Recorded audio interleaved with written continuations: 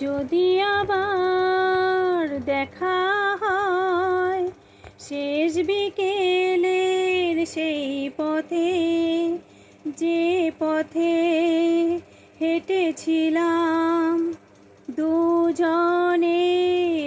একসাথে, যদি আবার দেখা হয়